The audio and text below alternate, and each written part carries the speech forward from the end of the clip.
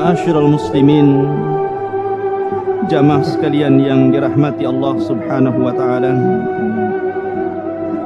Alhamdulillah, pada malam hari ini kita bisa berkumpul kembali di salah satu rumah daripada rumah-rumah Allah Subhanahu wa taala. Tentu tidak lain dan bukan dalam rangka talabul ilmu. Adapun pembahasan pada malam hari ini, kita akan membahas tentang sebuah tema yang insya-Allah menjadikan ibrah dan pelajaran bagi kita semuanya, air mata di bumi Syam. Apa yang sudah Anda lakukan untuk mereka? Ma'asyiral muslimin rahimani wa rahimakumullah. Sedikit saya akan menceritakan tentang sejarah, baru kita akan kembangkan nantinya. Kita tahu bahwa ketika terbunuhnya Utsman ibn Affan radhiyallahu an, yang merupakan khalifah ketiga setelah Abu Bakar dan Umar, dibunuh secara sadis oleh orang-orang Sabaiyah, di mana orang-orang Sabaiyah ini menggerakkan para pemuda Mesir, menggerakkan para pemuda Kufah, dan menggerakkan para pemuda di beberapa daerah, yang kemudian mereka bergerak ke Madinah di musim haji, di saat ketika itu penduduk Madinah berada di kota Mekah sedang melaksanakan haji untuk menyempurnakan rukun Islam mereka. Ketika itulah mereka diberikan kesempatan dan Allah takdirkan Khalifah Utsman ibni Affan terbunuh, bahkan dibunuh secara sadis.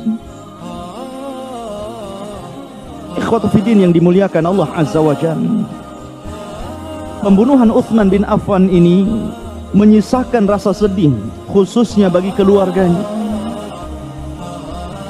Salah satu keluarga beliau yang tidak terima dengan pembunuhan ini adalah Muawiyah bin Abi Sufyan, yang ketika itu menjadi gubernur di negeri Syam. Ma'asyiral muslimin rahimani wa rahimakumullah. Ketika terbunuhnya Khalifah Utsman ibni Affan radhiyallahu an, maka penduduk Madinah, penduduk Mekah dan daerah-daerah yang lainnya seperti Yaman dan sekitarnya, maka mereka hendak mengangkat seorang khalifah sebagai pengganti daripada Utsman ibni Affan radhiyallahu an. Dan sepakat ketika itu yang terpilih adalah Ali bin Abi Thalib, karena memang tidak ada yang layak untuk menggantikan Utsman kecuali beliau. Akan tapi ikhwatu fiddin yang dimuliakan Allah Azza wa Jalla, terjadi perselisihan pendapat antara pendapat Ali radhiyallahu an dan pendapat Muawiyah bin Abi Sufyan yang ada di Syam ketika itu. Muawiyah meminta bahwa sebelum penobatan Ali radhiyallahu an atau membaiat Ali menjadi khalifah sepeninggal Utsman bin Affan, Muawiyah menuntut darah Utsman bin Affan. Dia meminta bahwa seluruh para pembunuh dan terlibat pembunuhan Utsman ditangkap dan diadili seadil-adilnya. Akan tapi Ali radhiyallahu an berpendapat lain.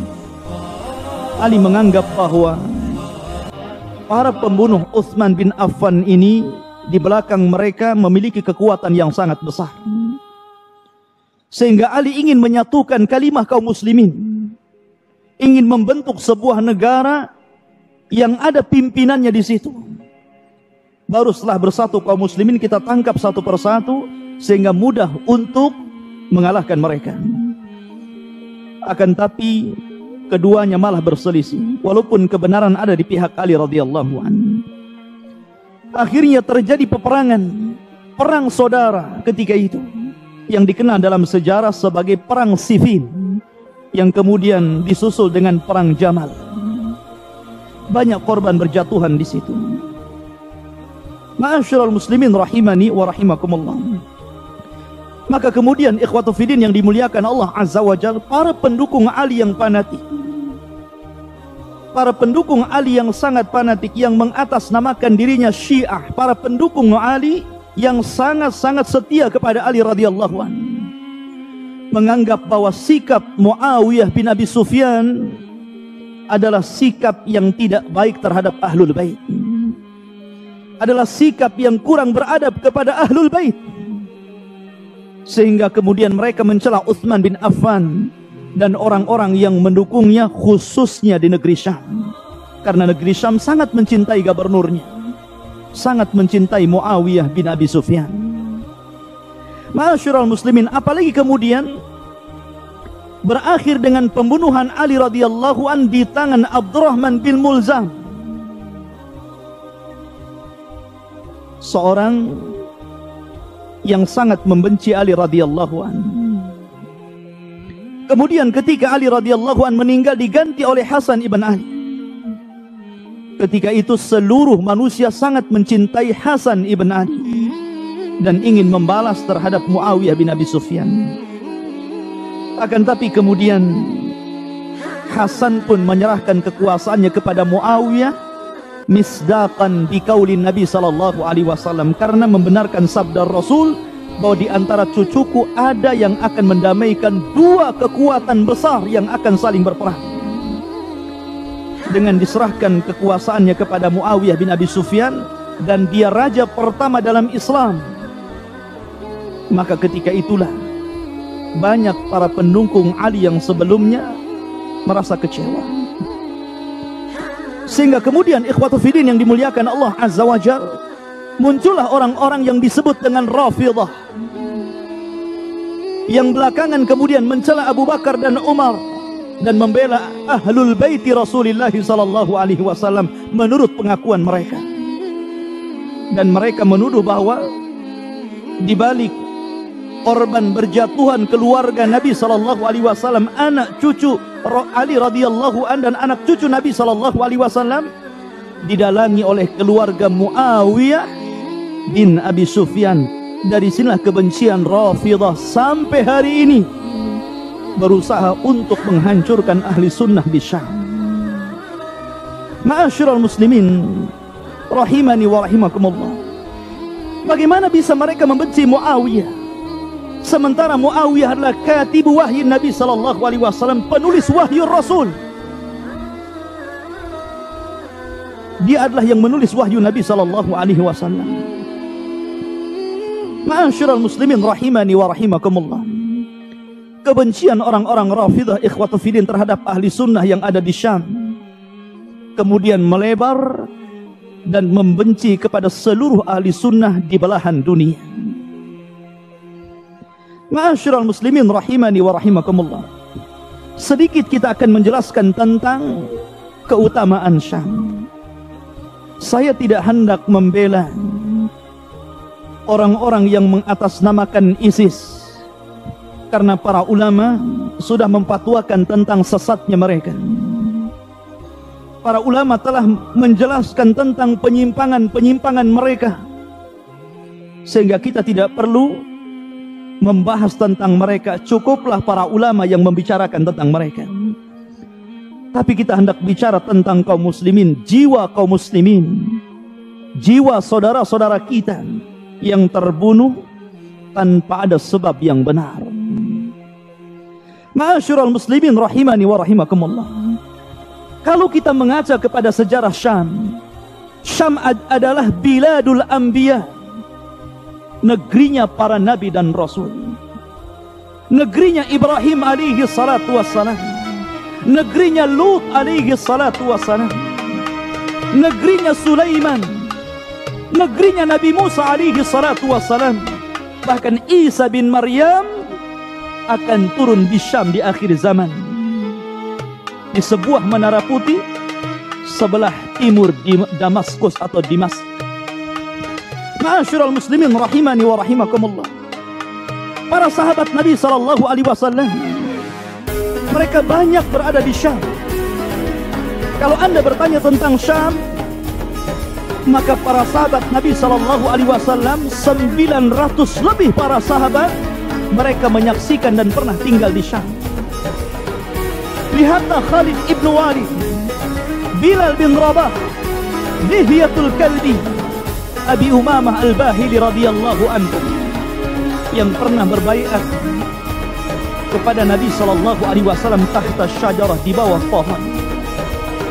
Lihat pula Abdullah bin Mas'ud, seorang yang suara membaca Al-Qur'annya disejajarkan dengan malaikat Jibril. Lihat pula Miqdad, lihat pula Safinah maula Rasulullah SAW.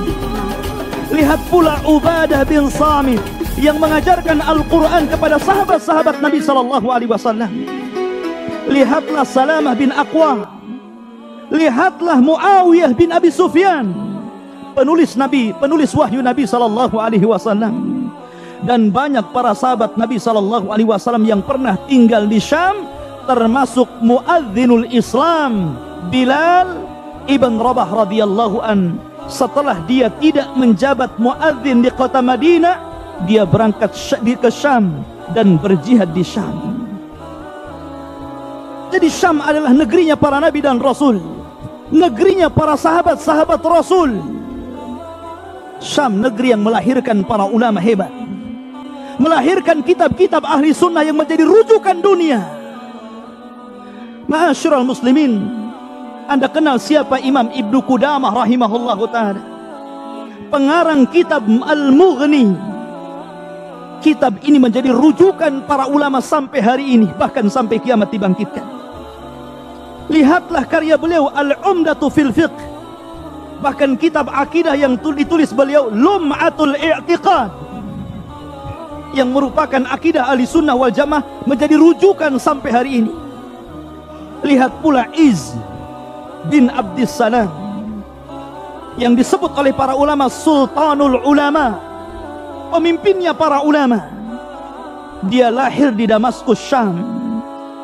Karyanya Mukhtasar Sahih Imam Muslim, karyanya Al-Qawaid Al-Kubra, Al-Qawaid Al-Kubra, dan banyak karya beliau yang menjadi rujukan para ulama setelahnya sampai hari ini. Lihat pula Abul Abbas Syekhul Islam Ibn Taimiyah rahimahullahu ta'ala. Siapa yang tidak kenal Syekhul Islam Ibn Taimiyah rahimahullahu ta'ala? Karyanya Majmu'ul Fatawa, karya besar yang menjadikan rujukan para ulama dan kita semuanya. Dahulu dia dilahirkan di Turki, kemudian dia pindah ke Damaskus dan belajar di Damaskus dan berdakwah di Damaskus, meramaikan ilmu di negeri Syam. Lihat pula murid-murid beliau, Imam Az-Zahabi rahimahullahu ta'ala, mu'arrikhul Islam. Siapa yang tidak kenal Imam Zahabi rahimahullahu ta'ala?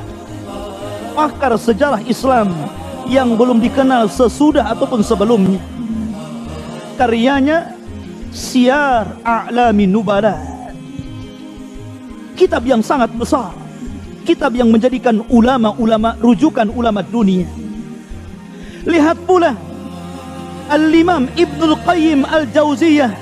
Siapa yang tidak kenal Imam Ibnul Qayyim rahimahullahu ta'ala? Karyanya yang fenomenal, tulisannya yang sangat indah. Di antaranya karya beliau Zadul Ma'ad adalah karya terbesar beliau. Dan beliau ikhwatu fiddin yang dimuliakan Allah, lahir di Damaskus, Syam. Lihat pula Tazuddin Al-Imam As-Subki.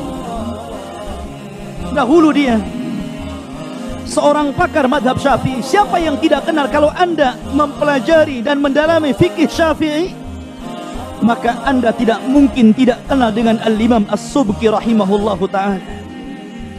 Dia memang orang Mesir, lahir di Qahirah, di Kairo, tapi kemudian dia mendalami ilmu di Damaskus dan menjadi ulama Syafi'i besar. Syam bilad al-ulama, negerinya para ulama. Anda bisa melihat bagaimana karya besar Imam Ibnu Katsir.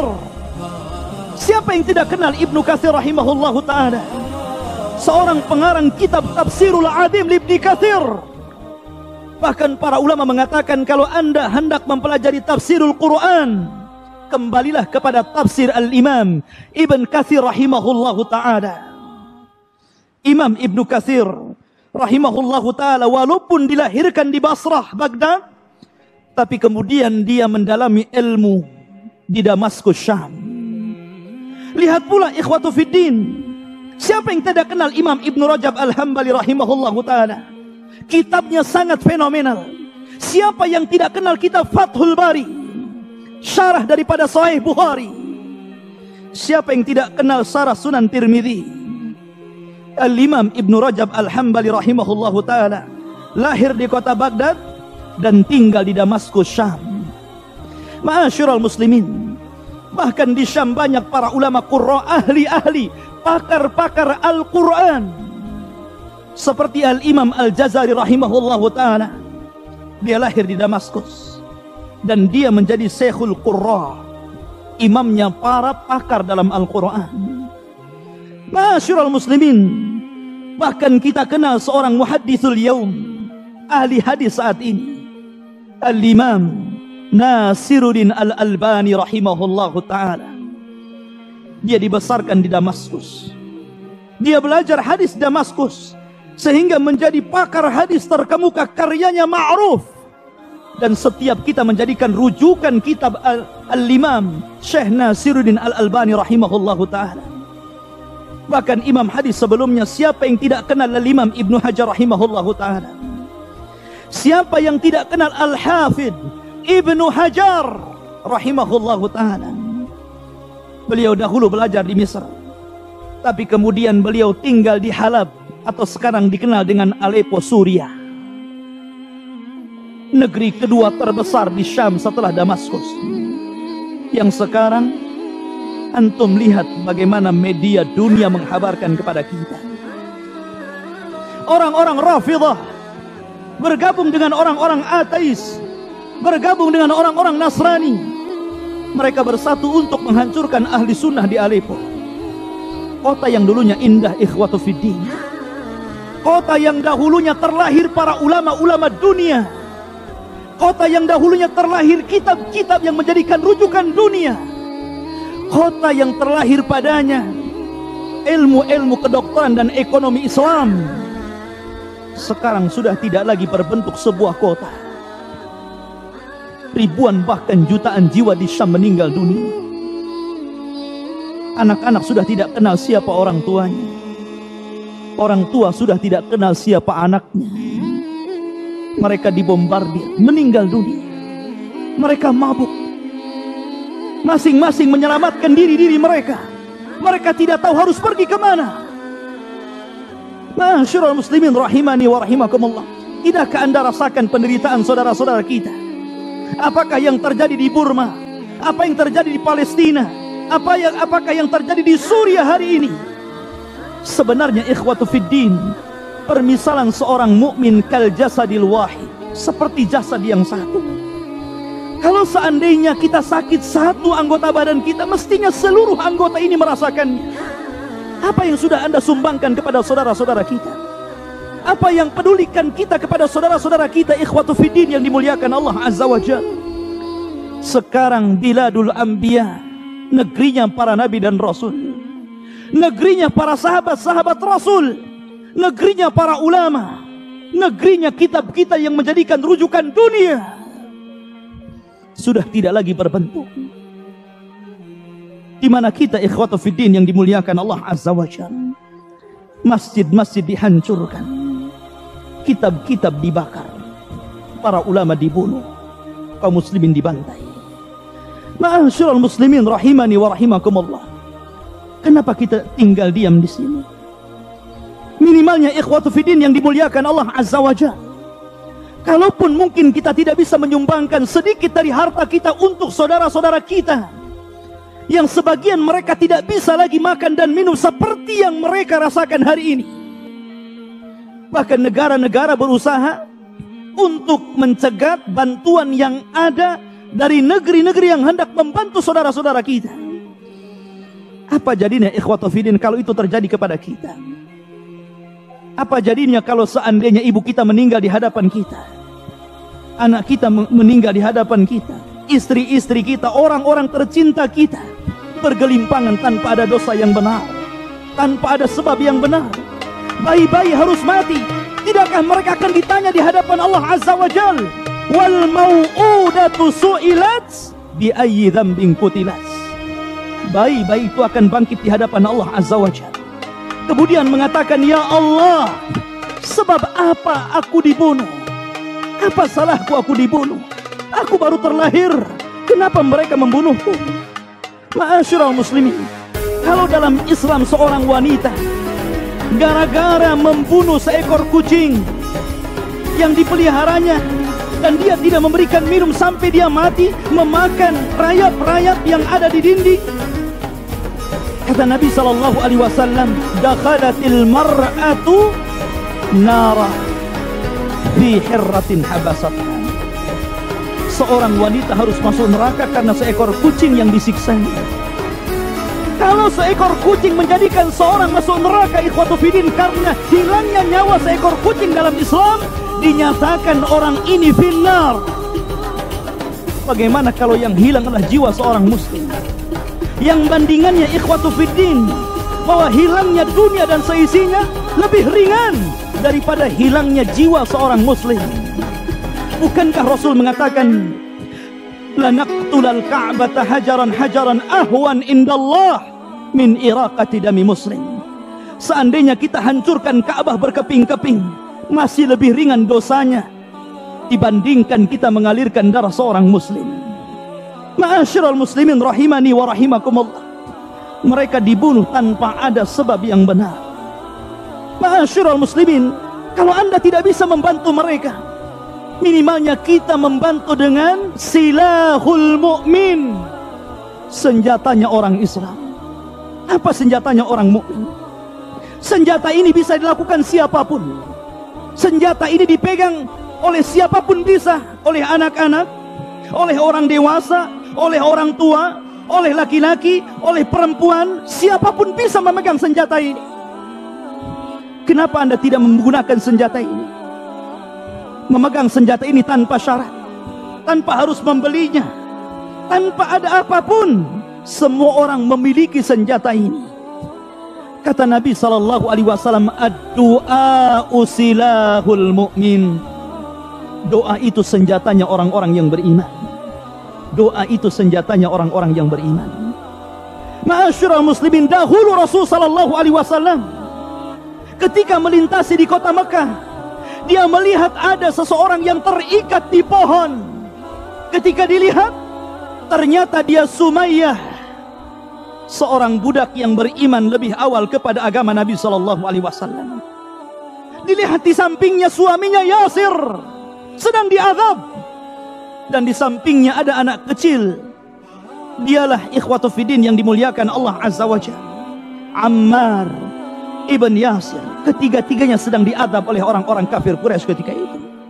Nabi SAW tidak sanggup memberikan bantuan kepada mereka, karena ketika itu Islam belum berkembang, belum banyak orang yang masuk Islam. Nabi SAW hanya melewati mereka saja, serai berdoa kepada Allah Azza wa Jal, dan mengatakan, sabran ya ala Yasir, fa inna mau'idukumul jannah. Sabarlah wahai keluarga Yasir, sesungguhnya Allah telah menjanjikan kepada kalian surga. Kemudian Nabi SAW lewat. Ketika itu dia melihat Bilal bin Rabah radhiyallahu anhu. Bilal bin Rabah yang sedang diikat di sebuah batu dengan terik matahari yang luar biasa, sedang disiksa oleh majikannya karena beriman kepada Allah. Wa ma naqamu illa ayyuminu billahil azizil hamid. Demi Allah, tidaklah Bilal diazab oleh musuh-musuh dakwah, melainkan karena dia beriman kepada Allah Subhanahu wa ta'ala, bukan karena yang lainnya. Bilal hanya mengatakan ahadul ahad, ahadul ahad, dan terus memperjuangkan akidahnya, dan tetap disiksa oleh orang-orang Quraisy. Rasul tidak bisa apa-apa. Rasul tidak bisa membantu Bilal.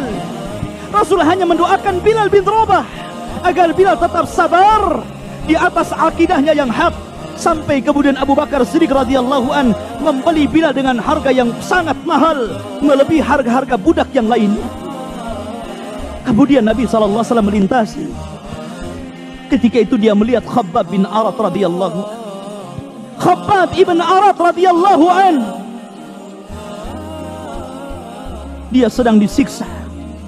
Diambilnya besi panas, kemudian diletakkan di kepala Khabbab ibn Arat radhiyallahu anhu, sehingga Khabbab bin Arat merasa tidak kuat menanggung dakwah ini. Ketika itu Nabi SAW sedang berada di sekitar Ka'bah, sedang bersandar di kiswah Ka'bah. Khabbab bin Arat datang dan mengatakan, "Ya Rasulullah, ala tastaghfir lana, ala tad'u lana." Ya Rasulullah, tidakkah kau iba kepadaku? Mereka menyiksaku ya Rasulullah. Berdoalah kepada Allah agar Allah Subhanahu wa taala segera mendatangkan pertolongan kepada kita ya Rasulullah. Tapi Nabi SAW mengatakan, "Ya Khabbab, ya Khabbab, bukankah orang sebelummu ya Khabbab disiksa lebih parah daripada siksaan dirimu? Dahulu ada orang yang dikubur hidup-hidup, tapi mereka mempertahankan akidah mereka. Dahulu ada orang yang disisir dengan sisir besi, sehingga dagingnya terkelupas dari tulang-tulang mereka, tapi mereka tidak pernah meninggalkan agama mereka. Dahulu ada yang dibelah kepalanya sehingga tubuhnya menjadi dua, pun tidak pernah meninggalkan agama mereka. Ya Khabbab, engkau tergesa-gesa untuk kemenangan ini. Ya Khabbab, kelak kemenangan itu akan datang kepada kalian, sehingga orang-orang yang berjalan dari Son'a ke Hadral Maut Yaman, mereka tidak akan takut kecuali kepada Allah Subhanahu wa taala." Ma'asyiral muslimin, kalau Anda tidak bisa memberikan apapun kepada saudara kita yang ada di Burma, yang ada di Palestina, yang ada di Suriah, atau yang ada di belahan dunia, yang mereka sedang ditindas, dibunuh, disiksa, maka berikanlah senjata kita kepada mereka. Berdoalah untuk mereka, ikhwatu fiddin yang dimuliakan Allah Azza wa Jalla. Karena senjata ini paling ditakuti oleh orang-orang kafir. Orang kafir lebih takut daripada senjata doa daripada senjata bom waktu, nuklir atau yang lainnya. Perhatikan ikhwatu fiddin yang dimuliakan Allah Azza wa Jalla. Kisah-kisah ini. Dahulu di zaman Nabi SAW ada seorang yang bernama Utbah bin Rabi'ah. Seorang yang sangat memusuhi Nabi SAW. Asyadda adawatan bin Nabi SAW. Orang yang sangat membenci Nabi SAW. Ketika orang-orang Quraisy mendatangi Abu Talib, kemudian mengatakan, "Ya Abu Talib, inna ibna akhik qad sabba alihatina wa saffaha ahlamana wa farraqa jama'atana." Wahai Abu Talib, sesungguhnya anak saudaramu Muhammad sudah membodoh-bodohkan Tuhan-Tuhan kami, sudah membodoh-bodohkan agama-agama kami, bahkan sudah memporak-porandakan barisan kami. Kalau engkau tidak mencegahnya, kami yang akan mencegahnya. Maka Abu Talib mendatangi Nabi SAW dan mengatakan, Ya ibna akhi, wahai anak saudaraku, orang-orang Quraisy telah mengancam diriku untuk menghentikan dakwahmu. Tapi Nabi SAW mengatakan, Ya ammi, law wada'u syamsa fi yamini ala dha'fir riwayah wal qamaru fi shimali wallahi ma taraktu hadzal amal. Wahai pamanku, kalaulah mereka orang-orang kafir Quraisy itu menekan aku dengan membawa matahari, kemudian memaksa untuk tangan kananku memegang matahari tersebut dengan begitu panasnya, ataupun mereka memaksa aku untuk memegang bulan di tangan kiriku agar aku berhenti dari dakwah tauhid, wallahi ma taraktu hadzal amal, demi Allah aku tidak akan meninggalkan perkara ini. Dakwah yang sangat mulia, sehingga orang-orang Quraisy tidak bisa menekan Nabi SAW. Sehingga Utbah bin Rabi'ah ini mendatangi Nabi SAW dan mengatakan, Ya Muhammad, turidu malan? Wahai Muhammad, engkau ingin harta? Khudh ma syi'ta minal amwal. Ambil seberapa banyak dari harta yang kau inginkan, kami akan beri. Ya Muhammad, turidu zawajan? Zawajnaka bi ajmali fatati Quraisyin. Ya Muhammad, kamu ingin menikah dengan wanita cantik? Silahkan pilih mana wanita tercantik di Quraisy, kami akan nikahkan dia dengan kamu. Ya Muhammad, turidu malikan? A'tainak. Kamu ingin menjadi raja? Kami angkat engkau sebagai raja. Ya Muhammad, anta marid? Anta majnun? Allajnak. Ya Muhammad, kamu apakah sedang sakit? Atau kamu gila? Kami akan carikan dokter untuk mengobati dirimu. Silahkan pilih. Kamu maunya apa? Tapi jangan pernah berdoa dengan doa kejelekan kepada kami. Lihat bagaimana ketakutan orang-orang Quraisy. Al-muhim, la tad'una ala ma tad'u ilaih. Yang penting kau jangan mendoakan kami. Jangan mendoakan keburukan kepada kami. Maka Nabi SAW ketika itu mengalihkan pandangannya ke Ka'bah. Mengalihkan pandangannya ke Ka'bah seraya bicara kepada Utbah bin Rabi'ah. Dan mengatakan, ya Utbah, asma'tuka ma ladaika, fastami' ma ladayya. Ya Utbah, aku sudah dengarkan apa yang kau katakan. Sekarang dengarkan apa yang aku katakan. Maka Nabi SAW kemudian membaca surah Fussilat. Rasul SAW membaca suratul Fussilat, Hamim, sampai kepada ayat fa in a'radu faqul anzartukum sa'iqatan mithla sa'iqati 'adin wa thamud. Maka Nabi SAW membaca surat Fussilat, Hamim, sampai kepada ayat fa in a'radu, kalau mereka berpaling. Kalau mereka berpaling dari dakwahmu ya Muhammad, faqul, katakan kepada mereka, anzartukum, saya peringatkan kalian. Saya peringatkan kalian sa'iqatan mithla sa'iqati 'adi wa thamud, bahwa akan datang kepada kalian azab yang sangat besar sebagaimana Allah dahulu mengadab kepada kaum 'Ad dan Samud. Maka Nabi SAW ketika itu mengarahkan pandangannya ke Ka'bah. Wa rafa'a yadayhi ila sama. Kemudian Rasul mengangkat kedua tangannya ke langit. Maka Utbah bin Rabi'ah ketakutan ketika itu. Maka kemudian Utbah radhiyallahu an langsung wa wada'a kaffahu ala fammin Nabi sallallahu alaihi wasallam. Langsung dia membekuk dari belakang lisan Nabi sallallahu alaihi wasallam seperti ini, agar Nabi sallallahu alaihi wasallam tidak berdoa kepada Allah azza wa jalla untuk keburukan kepada dia dan orang-orang Quraisy. Lihatlah bagaimana orang-orang kafir takut kepada doa. Doa yang tulus, doa yang sebenarnya doa kita tuluskan kepada Allah azza wa jalla. Doa yang dari hati, lubuk hati yang paling dalam, menolong saudara-saudara kita, ikhwan. Ma'asyiral muslimin yang dimuliakan Allah subhanahu wa ta'ala. Dahulu sebagaimana dikisahkan Abdullah bin Mas'ud radhiyallahu anhu. Riwayat ini terdapat dalam kitab Sahih Bukhari dan Muslim. Ketika Abu Jahal, Fir'aun hadhil ummah, Fir'aunnya umat ini, Abu Jahal, Abul Hakam, Amr bin Hisham,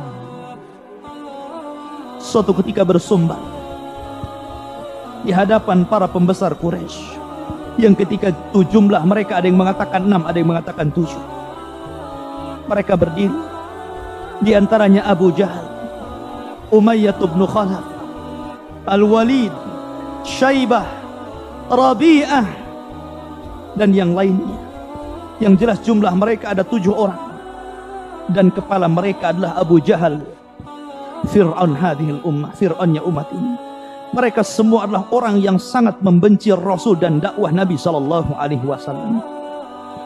Ketika itu pemimpin mereka Abu Jahal mengatakan di hadapan para pembesar Quraisy, "Man ya'tini bisala jazuri ali fulan."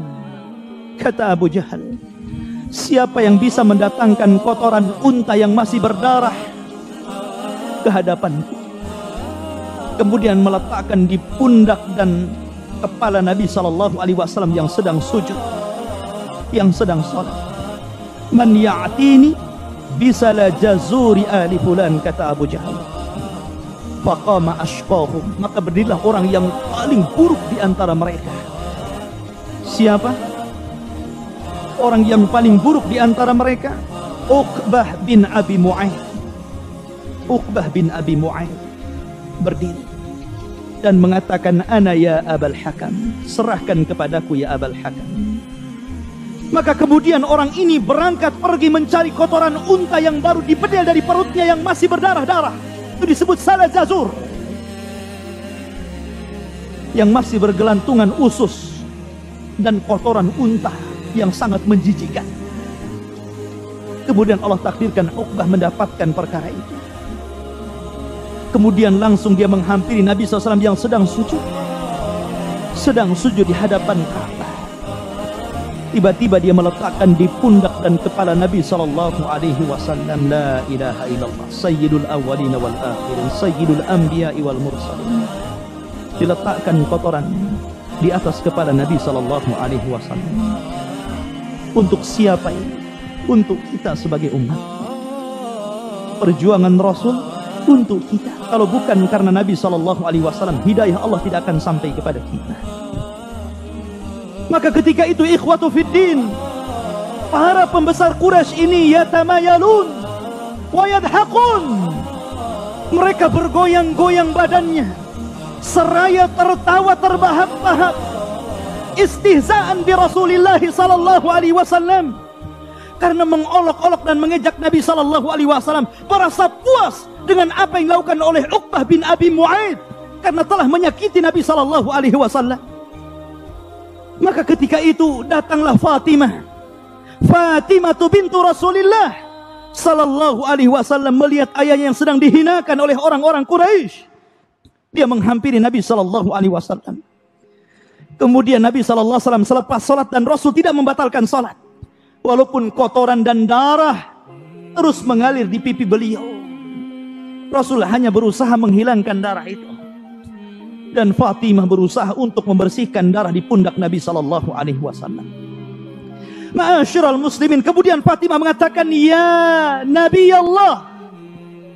Dalam riwayat Imam Ahmad yang tertera dalam musnadnya mengatakan, "Ya abati," wahai ayah tersayangku. Fatimah marah, dongkol, dan mengatakan, "Ud'u ala haula ya abati." Doakan keburukan kepada mereka wahai bapakku.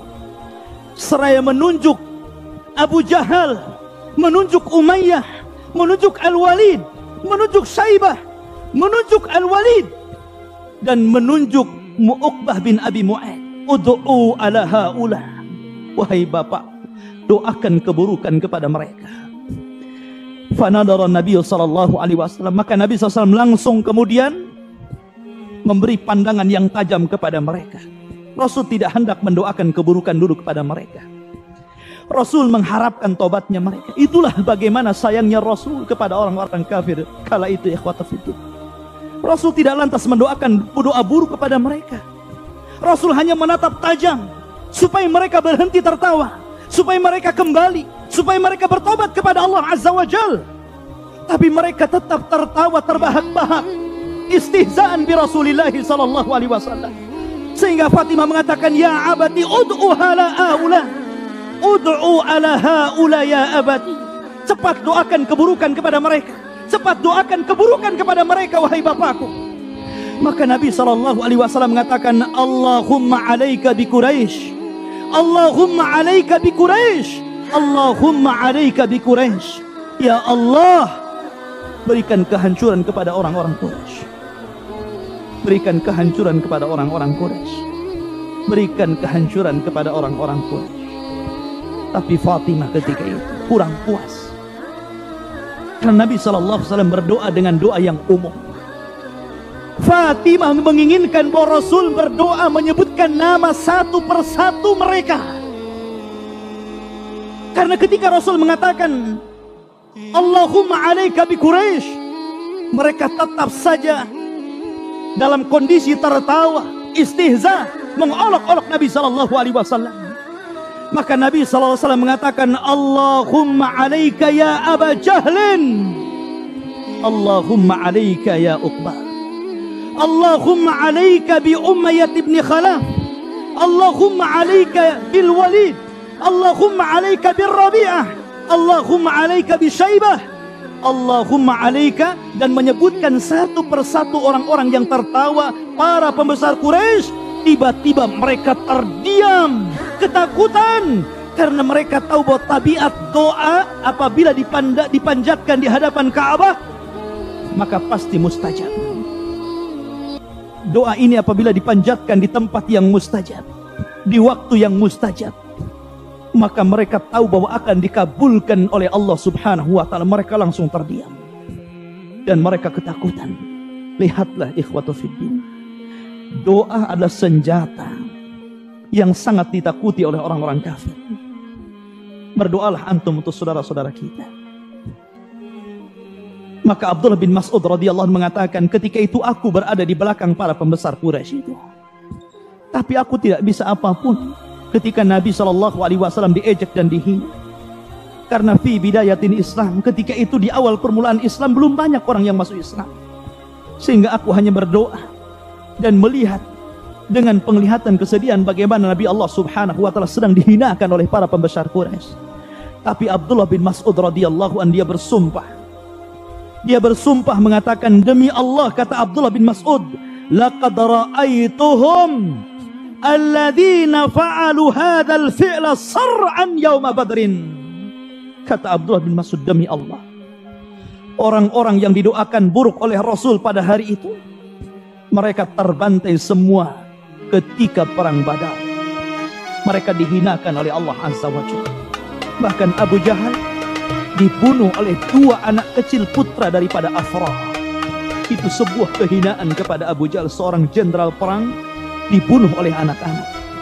Ma'asyiral muslimin, sementara orang yang meletakkan salah jasur, kotoran unta ke kepala Nabi SAW ditangkap, kemudian disalib, dan dia awal man suliba fil Islam, orang yang pertama disalib dalam Islam, kemudian dibunuh karena telah menghina Nabi SAW. Ma'asyiral muslimin, rahimani wa rahimakumullah. Lihatlah ikhwata fillah, jangan pernah meremehkan sebuah doa.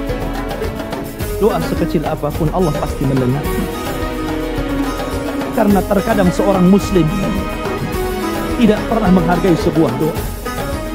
Iya, memang hanya para nabi dan rasul yang menghargai sebuah doa dan orang-orang yang mengikuti mereka. Maka mulai hari ini hargai doa. Berdoalah untuk kebaikan kita, kebaikan keluarga kita, dan kebaikan kepada saudara-saudara kita. Bukankah Nabi SAW di malam hari yang keesokannya akan terjadi perang Badar, Nabi SAW sudah memprediksi ketika itu bahwa kekuatan tidak sangat adil, karena jumlah kaum muslimin hanya 300 lebih, sementara jumlah orang-orang kafir lebih daripada 1000. Ini jumlah yang tidak berbanding dengan persiapan perang yang tidak cukup, dengan kemampuan perang yang tidak terlatih.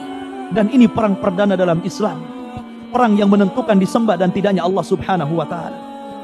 Maka ketika itu Rasul sallallahu alaihi wasallam hanya berdoa kepada Allah Azza wa Jalla meminta kemenangan. Dia hanya mengatakan pada malam itu, ya Rabbi anjiz ma wa'adtani ya Rabb. Wahai Allah, berikan janjimu kepada kami, berikan janjimu yang telah kau janjikan kepadaku. Allahumma in tuhzam hadhihi al-isabah, Allahumma in tuhzam hadhihi al-isabah falan tu'bad fil ardi abada. Ya Allah, kalau engkau hancurkan kelompok yang sedikit ini, demi Allah, engkau tidak akan pernah disembah selamanya di permukaan bumi ini. Maka kemudian sampai selendangnya Rasul terbang, jatuh dari kepala Rasul. Abu Bakar mengambilnya. Hasbuka ya Rasulullah, cukuplah wahai Rasul, Allah telah mendengar doamu. Maka kemudian keesokan harinya terjadi perang Badar, perang yang menentukan ashabul haq wa ashabul batil, Hizbullah wa hizbus syaitan. Maka kemudian Allah Subhanahu wa taala mengijabah doa Nabi sallallahu alaihi wasallam, iyastaghitsuna rabbakum fastajaba lakum anni mumiddukum bi alfin minal malaikati munzilin. Ketika mereka istighatsah, meminta pertolongan kepada Rabb kalian, Allah terima doa kalian dan Allah ijabah doa kalian.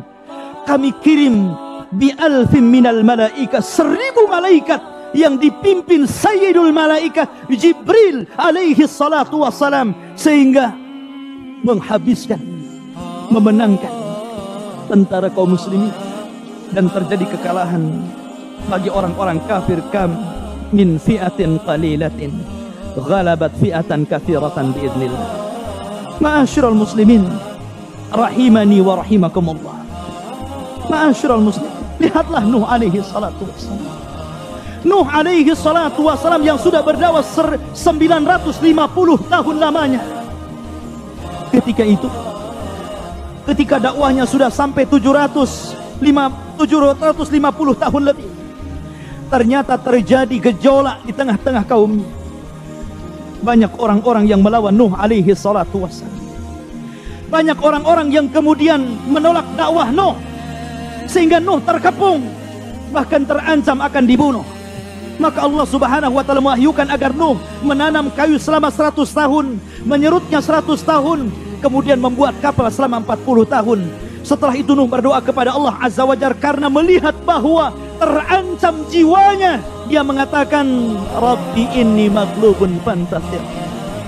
Rabbi inni maghlubun fantasir. Ya Allah, aku sudah akan dikalahkan oleh kaumku.